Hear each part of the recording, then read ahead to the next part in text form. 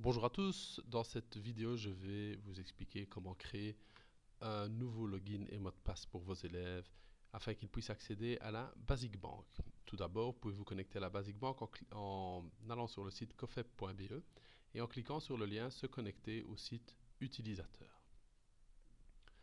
Ici, vous devrez encoder votre login et votre mot de passe administrateur, donc les logins qui vous ont été envoyés par la COFEP pour accéder à la Basic Bank.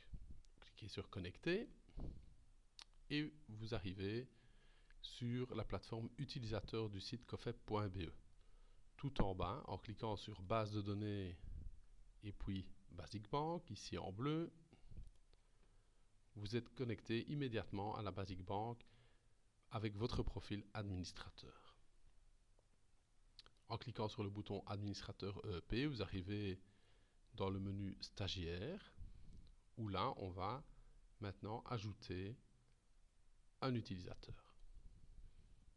On va encoder son prénom, son nom de famille, on va indiquer que c'est un homme.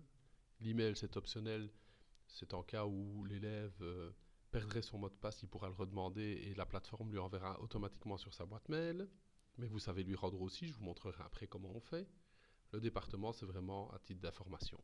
Ici vous allez devoir donner à votre élève une série d'accès. Les deux premiers sont très importants, c'est l'accès à la banque.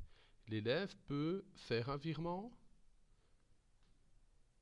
et ce virement doit être validé. Alors, soit on travaille avec un système de validation automatique, c'est-à-dire que le virement est fait et il est validé dans les 24 heures, donc l'élève a encore 24 heures pour le supprimer. Soit on travaille avec un système où un élève fait un virement et un autre valide le virement.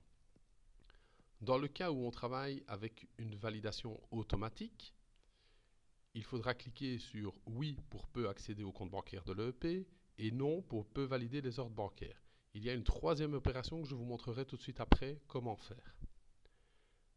Dans le cas où on travaille avec un élève qui fait un virement et un autre qui valide, puisque le même ne peut pas faire le virement et le valider, donc si un élève fait un virement, on met oui et il ne peut pas le valider, on met non. Et si un élève valide les virements, alors on mettra non à peut accéder au compte bancaire parce qu'un élève qui valide ne peut pas faire de virement. Et on mettra oui à peut valider les ordres bancaires. Ensuite ici, dans peut commander à la place du marché, les élèves ne doivent pas avoir accès à cette option, uniquement les professeurs, vos collègues, les formateurs dans l'EEP. Et à accès au buy button gestionnaire, on va laisser non pour le moment et je vous expliquerai dans une autre vidéo comment utiliser à bon escient les buy buttons. Ici, on va cliquer sur sauvegarder. La plateforme vous génère un texte avec le login ici et le mot de passe. Il faudra demander à l'élève de changer son mot de passe après sa première connexion. Il suffit de cliquer sur son nom en haut à droite et puis de cliquer sur changer le mot de passe.